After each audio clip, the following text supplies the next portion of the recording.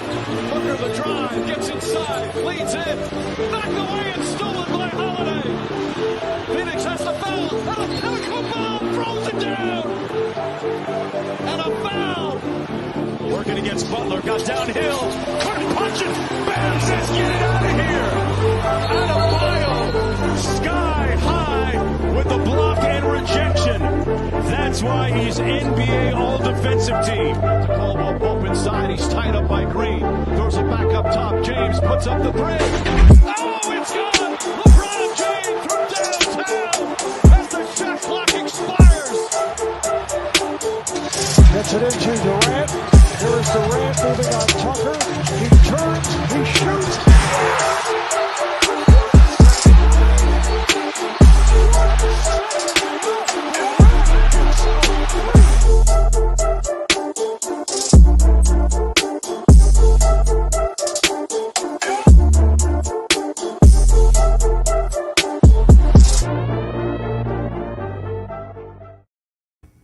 Good evening, ladies and gentlemen. Welcome to the Deep from Three podcast. As always, I'm Devin Withers, and I'm alongside Isaiah Hanson. Isaiah, we're right here in the home stretch of the NBA season. How you feeling over there? That's a loaded question, but for the betterment of the league, I feel great. Postseason time is approaching. Personal feelings out of the matter. I'm excited to go. Hey, listen, you over in the Eastern Conference with the Knicks is a very similar feeling to the Western Conference with me as a diehard Lakers fan. We're going to be talking Los Angeles Lakers basketball, talking about their struggles, not just from the recent stretch, but from the entire season. Who is to blame? A little later on, we're going to be talking about that. I don't know if you were able to watch, Isaiah, but I was watching from start to finish that matchup between the Brooklyn Nets and the Philadelphia 76ers, the first time since the James Harden for Ben Simmons blockbuster. Which team has a better chance at the NBA Finals? And then we're going to wrap it up. A little interesting topic that we're going to talk about is this play-in tournament, who we like from the play-in tournament as it stands right now, who just intrigues us the most.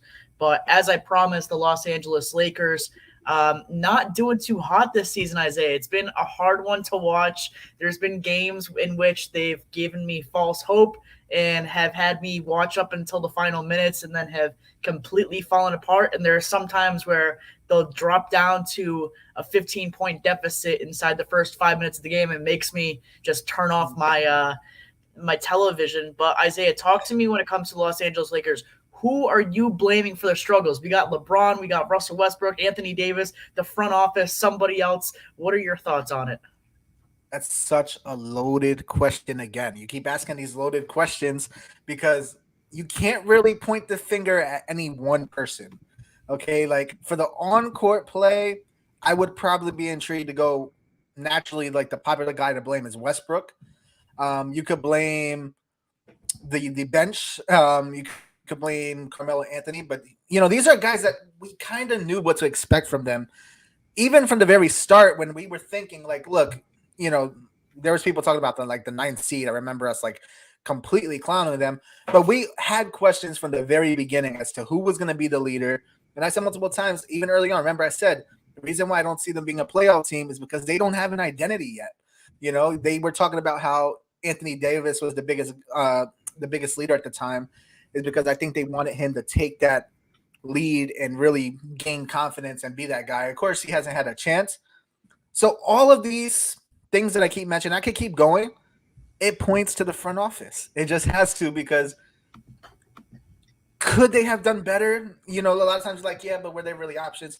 No. In this case, there was. There was other options. There was Buddy Hield. I understand LeBron maybe had influence in bringing in Russell Westbrook, or no, there's no maybe there, right? He had influence in bringing back Russell Westbrook. But at the end of the day, he is not the man signing the contracts. He's not the man making the trades. That is up to the front office, okay? This is not Cleveland where you could hold the franchise hostage. This is the Los Angeles Lakers. They are a brand bigger than LeBron James. That's probably a debate right there, but these are the Los Angeles Lakers here. They're probably the best NBA franchise team in history in terms of popularity, success. Like, look at the top 5 NBA players on most people's list. They all either played for the Lakers or are known as top Lakers. So this is the front office that was supposed to have done better, done what's better for the team. Imagine LeBron James next to Buddy Hield right now with him dropping 50 points. He shouldn't really have to drop 50 points. You're going to run this man into the ground. He's trying to play a few more years to come in with Bronny. You were supposed to get Carmelo Anthony a ring. Okay, so there's a lot of saltiness from me. I said early on, if the Knicks didn't do anything, I was rooting for the Lakers. So believe it or not, look at my shirt. I did this just for you. Okay. Mamba, my favorite player of all time. If you look at my Facebook page, I liked the Los Angeles Lakers back in 2008. They were my second team as long as Kobe played there. So I had a rooted interest here too. Not as much as you. However, I am disappointed in the front office. They also didn't make any moves in the trade deadline. Mm-hmm. I mean, you would like to make excuses for them here and there, but at the end of the day, you got to get it done. No excuses. Kobe wouldn't want excuses. Magic wouldn't want excuses. The front office should not want excuses. Okay, this is like the Yankees. Okay, in baseball, like you are the team. You did if the NBA had a protagonist, it would be the Los Angeles Lakers. Yeah. So it goes on the front office. That's maybe the long answer, but. Yeah, and so I think from my perspective, I think you're totally right when it comes to – I didn't even think about this before, but that trade deadline, I remember me and you both got on to this exact show and ranted about the fact that neither one of our teams were active whatsoever at the trade deadline. The Los Angeles Lakers had the opportunity to trade away Russell Westbrook for John Wall, not straight up, but pretty much straight up. Isaiah, let me ask you this. If you had to guess, because I have the number right in front of me, since the All-Star break, what percentage do you think Russell Westbrook is shooting from three-point range? From three-point range, probably 20%. This is a man who is shooting 9% from three-point range. I just saw the stat like an hour before we came on air, and I was like, I have to put this down. It isn't the guy that I'm blaming for the Lakers' struggles, because I think you're right. It's hard to point in one direction. I think the front office definitely holds a bit of responsibility. Buddy Hield should be on this team right now. John Wall should be on this team right now. You could blame it on Anthony Davis, but he's had injuries, so it's hard to include him in that because they are a very talented team when Anthony Davis is on the floor. I hate to say it, and I know I'm going to catch some flack, but the guy that I'm going to blame for the Lakers' struggles has been playing almost 38 minutes per game for the first time since the 2017 and 2018 season. And that's LeBron James. Like all this scoring chasing, all of this, he's the first player to have this amount of points and this amount of assists in NBA history. Like everyone wants to praise him, but then they don't acknowledge the fact the Lakers are a garbage shoot right now completely. He's averaging almost 30 points per game, which is the highest since the 2007 to 2008 season. He's got the scoring ability, but there's just times where he doesn't go up for the rebound. He just has not the losing mentality, but at the same time, the losing mentality, right? And what's interesting to me is for all the stats that people are going to point about, LeBron James is playing excellent basketball. This is year 19. What do you really expect from him? The man is averaging 2.1 fouls per game. That's the highest it's been over the last decade. And he's also shooting lower from three-point percentage, and yet he's attempting more shots from three-point range for the first time since that 2017-2018 season. And what's interesting about a lot of the trends that I found with LeBron James is all of these stats that are seen as negatives have all occurred, or they're the highest rate since this, the lowest rate since this. They're all the highest rates or the lowest rates since his last year with a specific team. His last year in Cleveland, that 2017-2018 season. You have that 2010 to 2011 season with the Cleveland in that first stretch. You have the last season in 2013 to 2014 with the Miami Heat. His 6.3 assists are the lowest since that 2013 to 14 season. So what I did was I looked at last season. The Lakers were 30-15 when LeBron James stepped onto that court. That's very, very good. 30-15 is very good. No one can dispute that. At the same time, this season, they are a team that is 23-26 when LeBron James is on the court, not when he's missing time or dealing with an injury or having to rest. LeBron James has a below 500 record with the Los Angeles Lakers this season when he's on that basketball court. And so you look at the Lakers as a whole, I see one NBA trophy from the bubble in Orlando, which people are going to say is the hardest trophy to win, and some are going to say it's the easiest trophy to win, depending on how you see on it. From my perspective, it's probably one of the easier ones because the Los Angeles Lakers are a team that were surrounded by veterans. They weren't a team of young guys that were going out wanting to party or were tempted to break the COVID-19 restrictions. They were all business. They knew what they were there to go get. So exclude their NBA trophy, and let's see what else LeBron James did. First season there, he got injured. They missed the playoffs. Then they come together and they get knocked out by the Phoenix Suns in the first round of the Western Conference playoffs. And then all of a sudden this season, they're back in for a play-in tournament spot right now. And you're going to tell me that LeBron James and the Los Angeles Lakers are better than any of those teams in the play-in tournament? It's absolutely absurd. And the Los Angeles Lakers should consider, and I wanted to write an article about this, but I knew it was going to be too heated. I had to take a step back and say, Devin, you got to relax. Don't go at LeBron James. Don't go at the king like this. But I would say the experiment with LeBron James in Los Angeles is an absolute failure in my opinion. I don't know how you feel, but for me, it's an absolute failure. If this was any other team, I would disagree with you. But because it is the Lakers, I absolutely agree. Now, I don't see the 2020 ring as you do. I thought it was difficult. Like, I will tell you one thing. If LeBron would have lost that year, he would have got crucified. So the fact that he won, I'm going to give him that much credit because, there was a lot of pressure there too. Now, I want to say something, okay? Because at first you said LeBron James, and I was like, I mean, yeah, he deserves a lot of the blame. But I will say, you talking about like him being under court and them losing, I was watching. It was them versus the Mavericks, and it was the third quarter. They were down by maybe 9 points, something along those lines. And LeBron launches it from half court, and he makes it. And everybody, posted it on social media. Wow. I'm like, no, I'm not that impressed because you're down. To me, that's like a lazy shot. I know this because look at my Knicks. They play like they're the Golden State Warriors. That's not your game.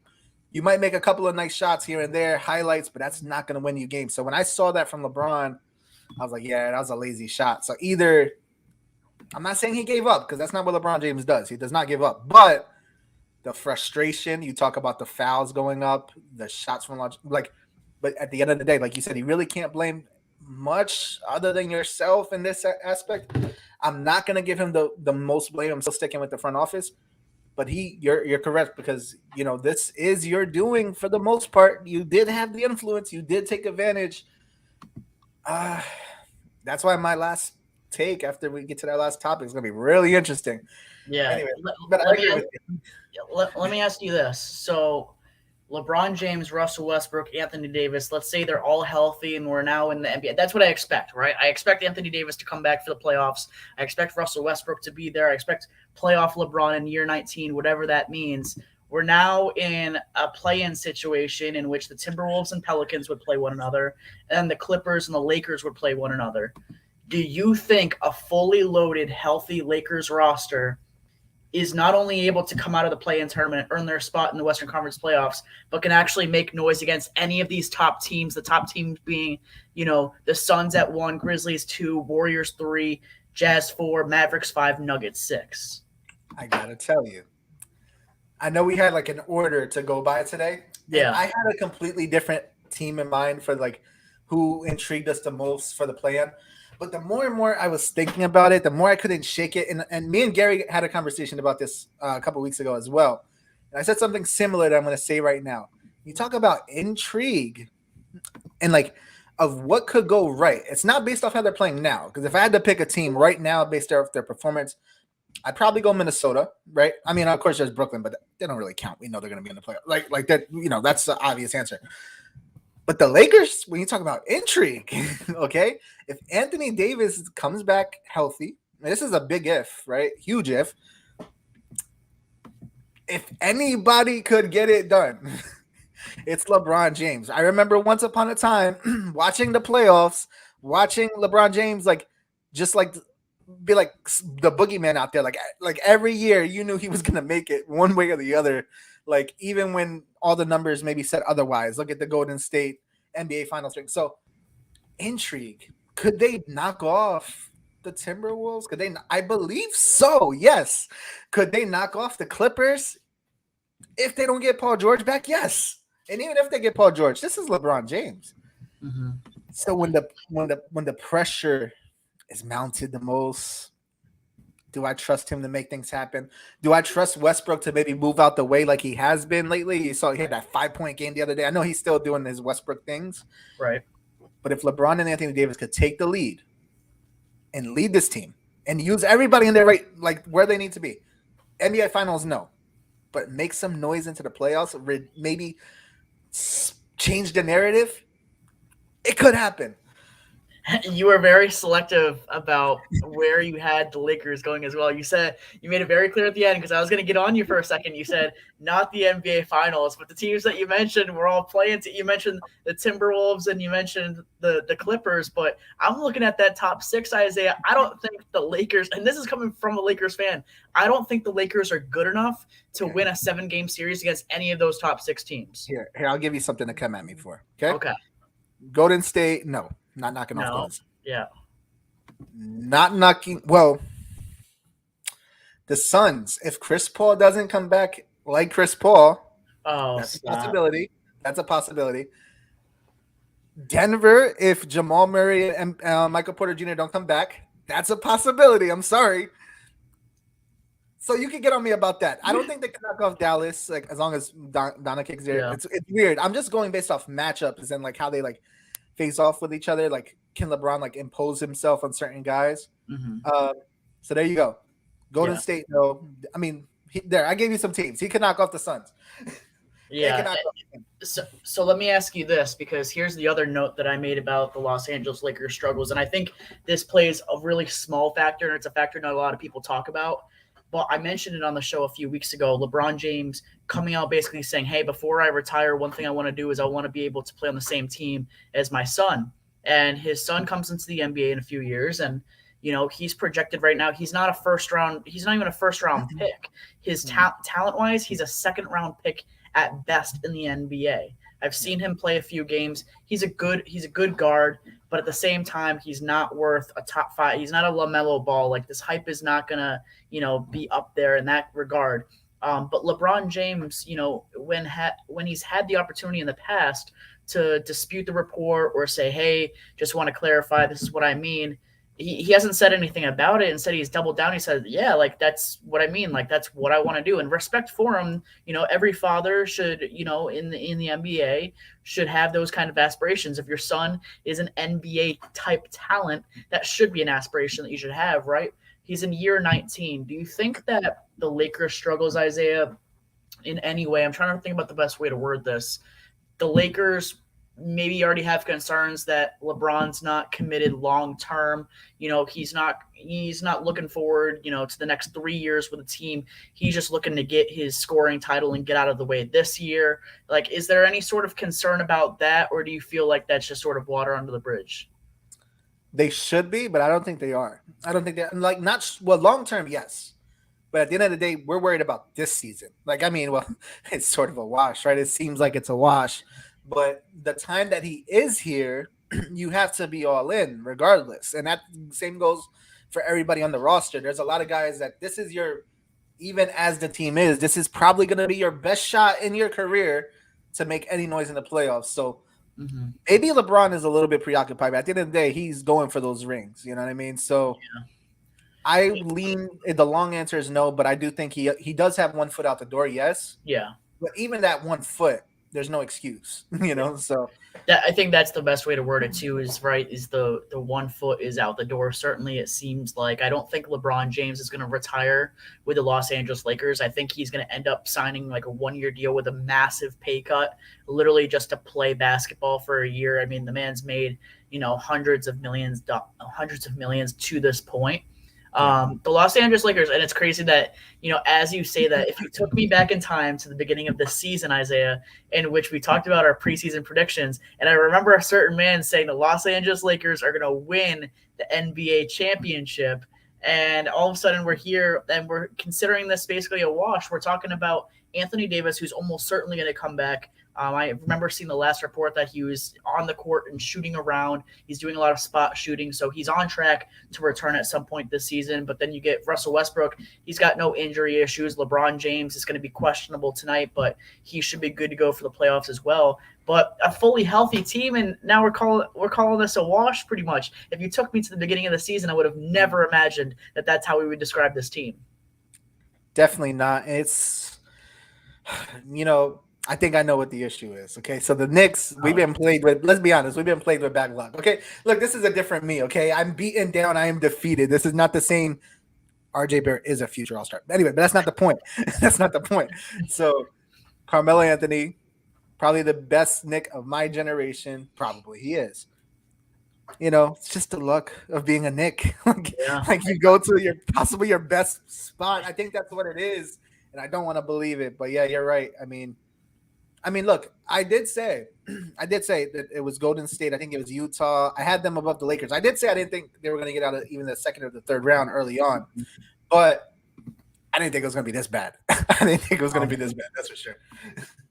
And we'll move on to the next topic because we're going to be you want to move on as quick as possible. We're going to be talking about two teams who certainly don't have their seasons, it looks like, ending anytime soon.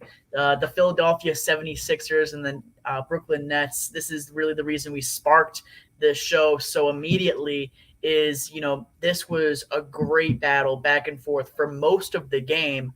The Brooklyn Nets ended up beating the 76ers 129-110. It was a scoring affair on both sides, which now means the Nets have beaten the Philadelphia 76ers in not one, not two, but 3 occasions this season alone in 4 matchups. So, Isaiah, I want you to answer this. Between these two teams, the Brooklyn Nets and the Philadelphia 76ers, who has the better chance of representing the East in the NBA Finals? I think there's no question. I think it's the easiest. This is probably the easiest topic we've had all year. Definitely the Brooklyn Nets. I mean, there is no question. Like, even before the trade, even with Ben Simmons being on the bench, like, one thing when me and Gary were talking about last couple weeks ago, he was talking about, like, are we sold on them as NBA Finals? I'm talking about the 76ers here, about them being into the NBA Finals for this season. And I said no. Like I said, yeah, and this is them winning two in a row. It looked like they were going to be really well, and they will still be very good. But what happens in the playoffs and tight situations when the shots stop falling? Do they have a safety net to stop the bleeding in a sense? And we saw against the Nets, no, they don't. When James Harden stops, he freezes a lot of times in those high pressure situations. It's not to say that he sucks in the playoffs and he's just a wash in the playoffs, but when the pressure is at its highest peak, you see performances like you saw the other day. Health is a problem. Even with them being healthy, though, it's just they're a really nice mix. Harden and Embiid is. I think eventually we'll start putting them in our top 5 duos in the NBA. Like, they have a lot of potential. But the Nets, as it is, even with Ben Simmons being off the court, got so much better. You got Seth Curry. They got the depth that the Lakers really want right now. Like, you got KD and Kyrie leading the way. If Ben Simmons comes back, that's literally just sprinkles on the cake at this point. Am I picking them to win NBA Finals? The Nets? No, I'm sticking with the Bucks. I'm gonna go down with that ship until the very last, until I can't. But the Nets do scare me now more than ever, especially if Ben Simmons can come back and even just be himself. I'm not asking for anything extra. He doesn't have to be anything extra. You got Kevin Durant, who you saw the other game, him facing the Knicks. It was basically KD versus the Knicks, like 1-on-12, so they're good. The Nets have a better shot. It's interesting you say that because when we were talking before the show, we originally had Gary on here, and it was going to be me and you basically teaming up on Gary saying why we both thought that the Nets were going to have the better shot. But Isaiah, man, I don't know. I took a second look. I did a little bit of research, and I think the 76ers are in a good spot. I don't know. I like it. James Harden's been on this team for 7 games, right? I saw today that James Harden has already broken the franchise record for most assists in a 5-game span. This is a man who's already clinching franchise records, and he's only been on the team for 7 games this regular season.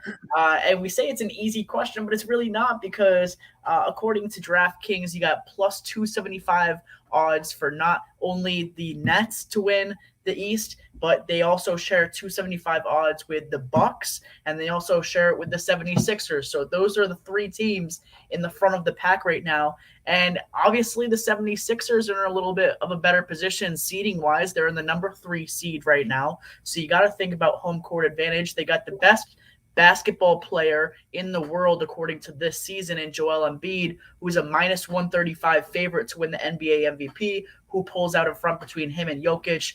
Only time's going to tell right there. But here's what I want to throw back at you, because this is the main point in why I think the 2 teams are going to be so different. If the Nets have to play against the Toronto Raptors, the Nets are the 7th seed, the Raptors are the 8th seed. If those 2 teams end up squaring off in the play-in tournament, then that means Kyrie Irving wouldn't be eligible for a home game or an away game because he's unvaccinated. So let me ask you, Kyrie Irving, he can't play in home games right now. We just saw the mayor of New York say, hey, if Kyrie wants to play, he's got to get vaccinated. I think we both know Kyrie is not going to get vaccinated before this season. His personal beliefs outweigh NBA championship. He already has a few of those to his name. So are you concerned at all if there's no Kyrie on this team? You think Kevin Durant's going to put up 53 points a game like he did the other night, or are you relying on Seth Curry to be the new Kyrie? Exactly right. I expect Kevin Durant to drop 53, 55, 60. What do you mean stop? He did it. He's done it. He's been doing it. He nearly did it against the Bucks. I will say that's a really good point, Dev. But even so, when the chips are like when the cards are on the table, who do I still trust Kevin Durant? I got to think about this, what I'm about to say, because I feel like I trust Kevin Durant more than any other player in the league when it comes to like these. Right now, as it stands, their current state, I think Kevin Durant's the guy. Do I trust him to break the Toronto Raptors in a playoff game? Yes, I do. Yes, I do. If Ben Simmons is back, do I expect him to save the day? No. However, remember when Ben Simmons was first, like, when we were looking at his potential, we said, hey, you surround this guy with shooters and watch what he could do. Well, we're about to find out really quick. And you have some of the best shooters in the NBA. I mean, Seth Curry's, he's a really good shooter, Then you got Kevin Durant. Joe Harris is, I don't know if he's a factor. No, he's Joe Harris. He's not going to be better. Okay. Long story short, you have guys around you. And at the end of the day, I just trust Kevin Durant to get it done. He's not going to fall to the Toronto Raptors in the play-in game. That's just not going to happen. That's just not going to happen, even without Kyrie. You know what's troubling though is he drops 53, but he had to drop 53 on the Knicks, who weren't even in the play. Like, not to rub it in at all, but this is a team that's in the conversation to make the Eastern playoffs. And behind Kevin Durant, there wasn't Seth Curry was out for that game. There wasn't a single player that could shoot a basketball. Patty Mills started the game 0 for 8. Patty Mills is probably their second best shooter. You want James Johnson to shoot a basketball. You want Blake Griffin to come in off the bench. You want you're relying on Andre Drummond to be your second best basketball player, and all the man can do is score inside the paint. Can't make a free throw. I call it hack a Drummond for all I care. Make him shoot at the free throw line where he's shooting just a tad over 50% this season. Kevin Durant, he's going to be able to – what's crazy? He scored 53 points, but at the same time, this was a game that was all the way down to the wire. You would think that someone dropping 53 points, this should be a 20-point, 30-point deficit for the New York Knicks in that game, but they were in there all the way until the very end. They had the lead at certain points throughout this whole entire game. So I don't worry about Kevin Durant being able to get out of the play-in tournament. I think the Knicks are going to solidify their spot in a 7-game series in the field. But I don't trust him against, you think, a 7-game series against the Milwaukee Bucks or the Chicago Bulls or anybody, even the Philadelphia 76ers in a 7-game series. I'm telling you, it's not going to be a good look for this Brooklyn Nets team. My biggest concern is the playing game. Nothing else. Nothing else. I don't care who you put the Nets against. I just do not trust James Harden when it really, like those last moments. He might have a great 30-point game. He's going to break so many records. We know how great James Harden is, but I just cannot trust him. And I don't trust that Joel Embiid can do it all by himself. Credit to Joel Embiid. You talk about the MVP. This guy, I feel like, getting James Harden might have hurt his chances a little bit, but I feel like that might still be the MVP there in Joel Embiid. I just trust Kevin Durant, man. And look, you probably haven't even taken into account Ben Simmons is still, I don't know, maybe a top 5 defender in the league. This is a guy that was once upon a time, we were talking about him being the next LeBron James. Like there was a lot of, I probably wasn't saying that, but there was a lot of people that were throwing it like his skill set. He's in a new environment, rested, mentally ready. He has the perfect teammate in Kyrie Irving and Kevin Durant. Like these are like if I was to pick a situation for Ben Simmons, this would be it. So let me ask you this. So play-in tournament scenario, you get the Raptors and you're going to get the Hornets to play each other. I think we can both agree maybe that the Raptors are probably going to end up winning that game, home court advantage. And then all of a sudden you get the Brooklyn Nets against the Atlanta Hawks in a do or die game. Are you taking Kevin Durant? Or are you taking your boy Ice Trae in a game right there? I think it could be a tough matchup between those two teams.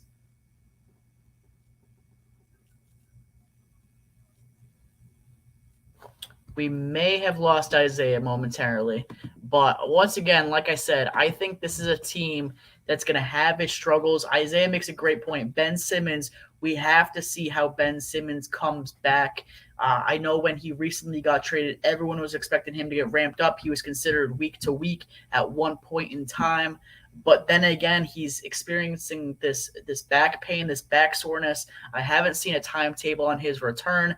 If I were the Brooklyn Nets, I would play the situation with Ben Simmons very similarly to how the Los Angeles Lakers played the situation with Anthony Davis. You have to be able to rest your superstars in time for the playoffs. That's just how it works. It's a grueling process.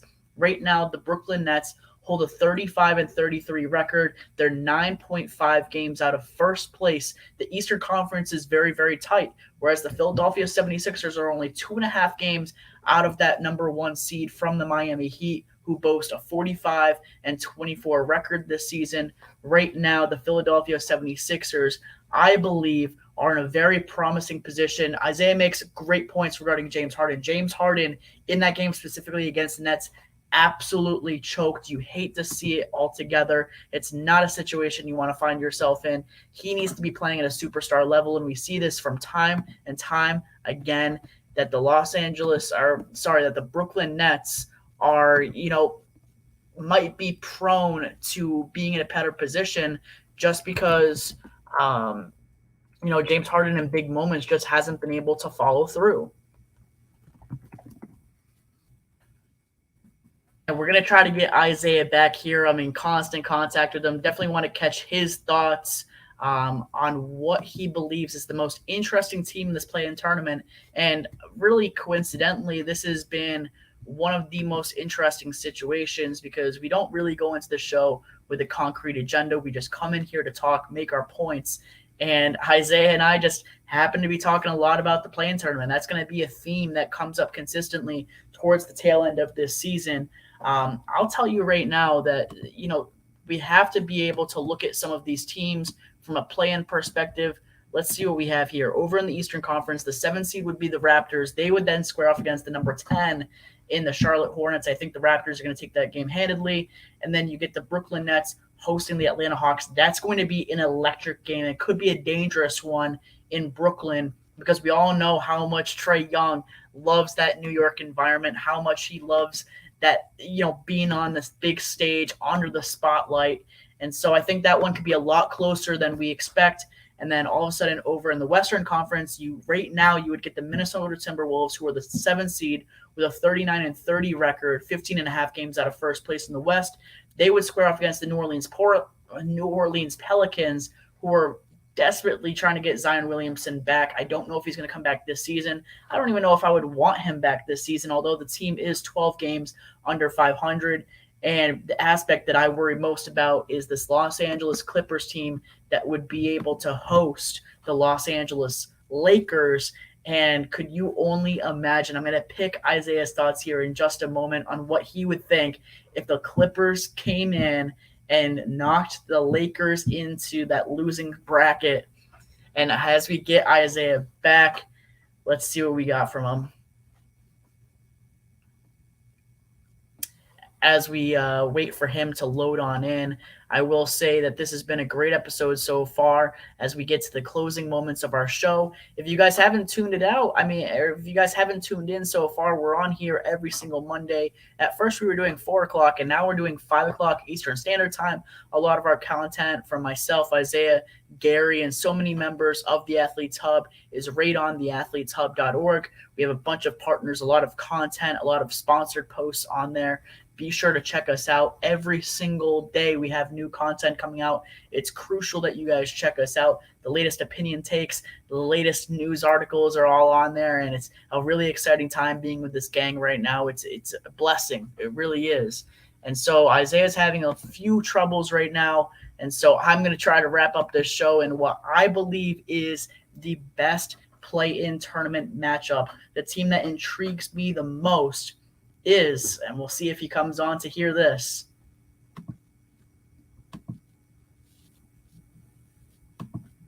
I don't know if we're going to get Isaiah on here, but like I said, I'll wrap it up. I believe that the most interesting matchup right now is going to be over in the Eastern Conference, and it's not the one that surrounds the Brooklyn Nets and the Atlanta Hawks right now. It's actually going to be the one that surrounds the Toronto Raptors. The Raptors have this championship culture under Nick Nurse, right? Under Nick Nurse, the Toronto Raptors, I believe, are 23-12 in the playoffs. They also won their NBA championship during the 2018 to 2019 season. We remember that historic season with Kawhi Leonard, Kyle Lowry, and company. This is a team that is third in the NBA in fast break points. They're a top 10 rebounding team, and they're 12th in defensive efficiency. So they get it done on both sides. Nick Nurse is a heck of a head coach. You don't have that kind of head coaching experience anywhere across the board, Eastern, Western Conference, under Nick Nurse, when it comes to the play-in tournament teams, the teams that are in that field specifically. I not only think that they could beat out Brooklyn or Atlanta or Charlotte, whoever they do face in the play-in tournament, but I actually like them in a 7-game series against a couple of these other teams in the Eastern Conference. I think they give the Chicago Bulls a really hard time. If they can shut down DeMar DeRozan the right way. I think they can shut down the Boston Celtics if the Celtics can't find rhythm. And finally, we get Isaiah, and he's back. In phone form, right on the game. I don't know what's going on with the laptop, but nope, that's all right. So Isaiah, as we wrap up, I was just telling the audience here about the most intriguing team that I have for this play-in tournament. I'll tell you why.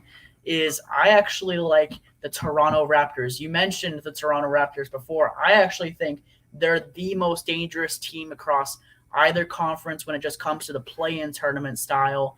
Under Nick Nurse, this is a team that's 23-12 in the postseason.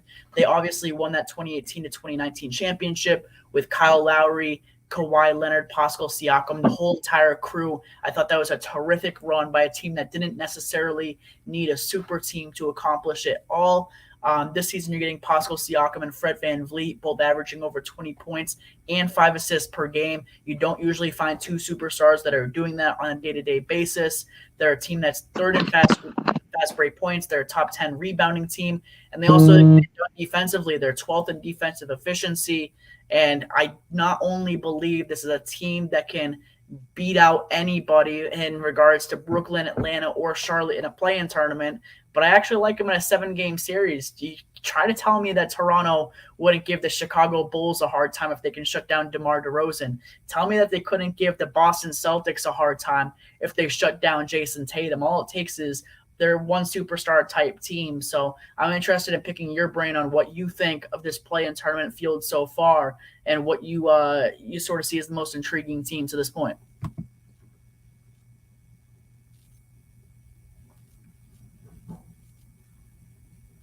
Clearly, Isaiah having some more troubles, but that's no problem. We're going to end up wrapping up this show. It's been a great episode aside from these last few minutes where we're having technical difficulties. As always, check us out every single Monday, and we'll see you guys next week.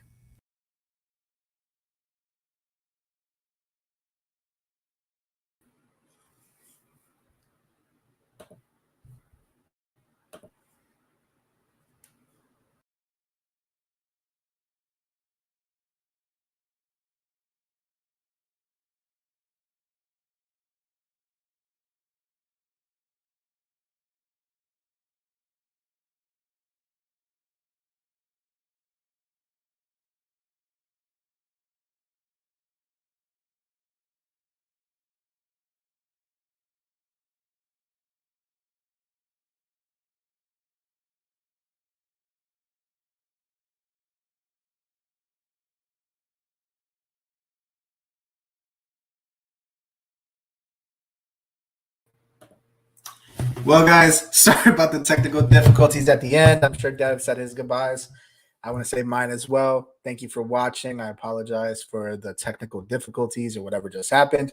I'm hopping off now. Dev, I disagree with your Toronto Raptors take, okay? Look, the Raptors, give them their flowers for having a good season, but like you said, they're probably going to run into the Nets. The Nets are going to knock them off. The Nets are then going to go ahead and knock off the 76ers. Okay, goodbye, guys.